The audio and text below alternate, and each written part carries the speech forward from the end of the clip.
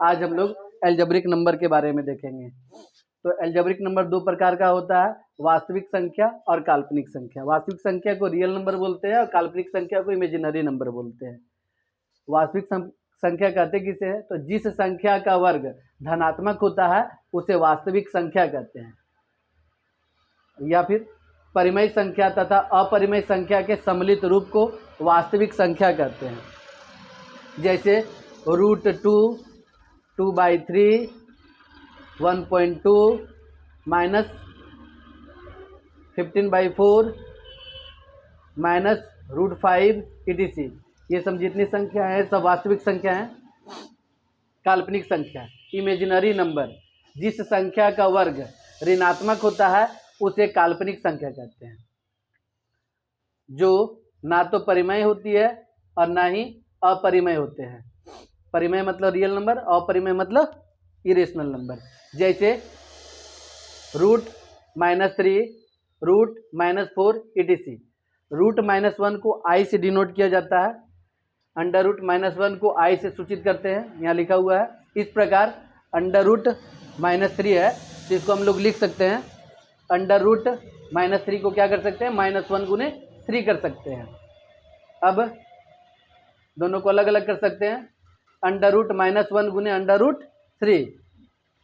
√-1 को i लिख दिए और √3 को √3 रहने दिए, यहाँ √3i हो गया।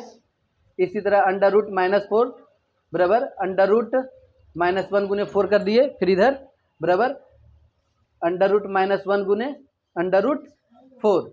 यहाँ √-1 को i लिख दिए और √4 को 2 लिख दिए। √4 बराबर 2 होता है तो यहाँ पास अब ये 2i में चेंज हो जाएगा। उसी तरह √-5 रहेगा तो यहाँ ये √5i आएगा।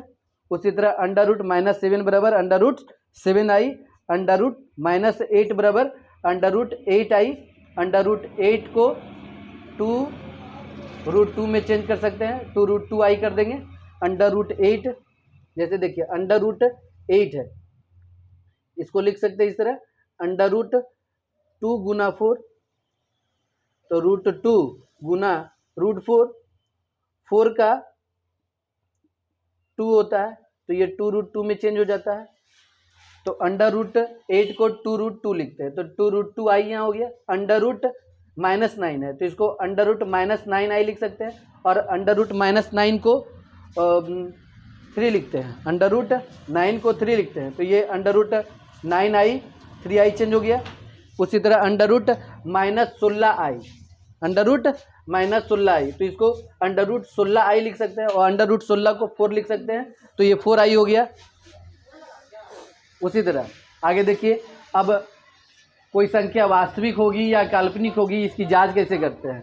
तो हम लोग पहला परिभाषा से देख सकते हैं, जिस संख्या का वर्ग धनात्मक होता है वो वास्तविक संख्या होता है, जिस संख्या का वर्ग मतलब स्क्वायर अगर ऋणात्मक होता है तो वो काल्पनिक संख्या होता है।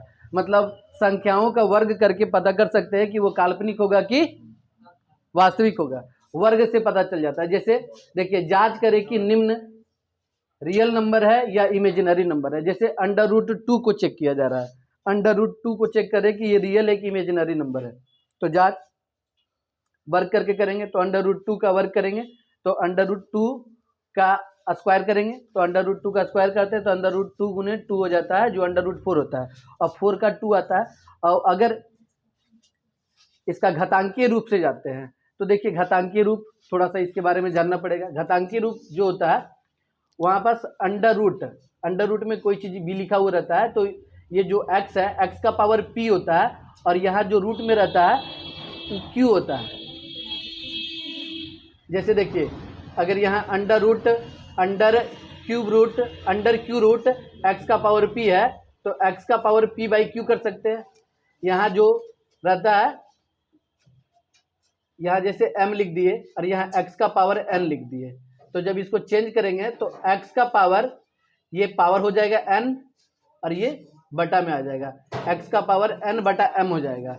उसी तरह हम लोग इसको चेंज किए घातांकीय रूप में तो x यहाँ रह गया और ये p आपका पावर बन गया और ये q यहाँ बटा में आ गया तो x का पावर p/q हो गया। नीचे वाला को आधार बोलते हैं, ऊपर वाला को घात बोलते हैं और नीचे वाला इसको रूट बोलते हैं। इस तरह ये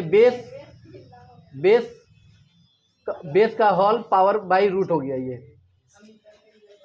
बेस का एक्सपोनेंट क्या लिखे, पावर बाई रूट लिखे। उसी तरह देखिए यहाँ एक कभी हो नहीं सकता है, एक कभी हो नहीं सकता है, और अंडर रूट कभी लिखा हुआ है, जैसे ये अंडर रूट लिखा हुआ है तो यहाँ कभी कभी 2 छिपा हुआ रहता है। यहाँ 2 नहीं दिए, यहाँ 2 दिए, मतलब अंडर रूट यहाँ जो 2 है इसके ये 2 के बराबर होता है, और जब इससे 2 से ज़्यादा रहता है तो यहाँ दिया हुआ रहता है। एक चीज़ और आपको सीखना पड़ेगा आगे सिद्ध करने के लिए, a का पावर m का होल n रहे तो a का पावर m गुने n कर देते हैं। अब देखिए यहाँ पास उसका एक्सपोनेंशियल फॉर्म का यूज करेंगे। यहाँ देखिए यहाँ कुछ नहीं दिया हुआ है, मतलब 2 यहाँ छिपा हुआ है, और 2 का पावर यहाँ कुछ नहीं है तो 1 यहाँ छिपा हुआ है। तो इस तरह अंडर रूट 2 को हम लोग इस तरह लिख सकते हैं, अंडर रूट 2 का पावर 1, और यहाँ 2 दिखा सकते हैं।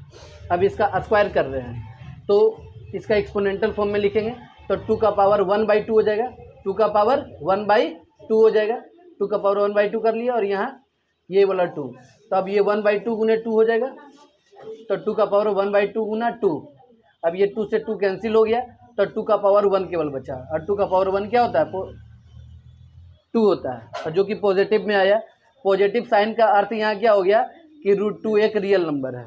उसी तरह एक माइनस वाला लेके देख लेते हैं, अंडर रूट -3, इसका जांच कर रहे हैं तो अंडर रूट -3 का वर्ग किए तो अंडर रूट -3 का स्क्वायर हो गया। अब अंडर रूट -3 को अगर एक्सपोनेंशियल फॉर्म में लिख रहे हैं तो 1 का पावर 2 हो जाएगा, 1 का पावर 2 का होल 2। अब ये पावर जो है गुना हो जाएगा, 1/2 गुना 2, 2 से 2 कैंसिल हो गया, -3 का पावर 1 आ गया। इस तरह यहाँ हम लोग को क्या मिला, -3। ये निगेटिव साइन का अर्थ हुआ कि अंडर रूट -3 एक इमेजिनरी नंबर है। एक और एग्जांपल देखिए, जैसा कि हम लोग यहाँ देखे हैं, हम लोग अंडर रूट -1 को i दिखाते थे, तो i का अगर वर्ग करते हैं तो i का स्क्वायर बराबर i बराबर अंडर रूट -1 होता था, तो -1 का स्क्वायर हो जाएगा। अब -1 का स्क्वायर हो जाएगा तो अंडर रूट -1 का एक्सपोनेंशियल फॉर्म -1 का पावर 1/2 होगा, और 1/2 गुना, अब इसका स्क्वायर कर रहे हैं तो 1/2 गुना 2 हो जाएगा, 2 से 2 कैंसिल। अब बराबर में लिख सकते हैं -1 का पावर 1 मतलब इक्वल -1, तो ये एक निगेटिव साइन आया, इसका मतलब इमेजिनरी नंबर हो गया। यहाँ से हम लोग को ये बात मिला कि i का स्क्वायर क्या होता है, -1 होता है। इसी तरह देखिए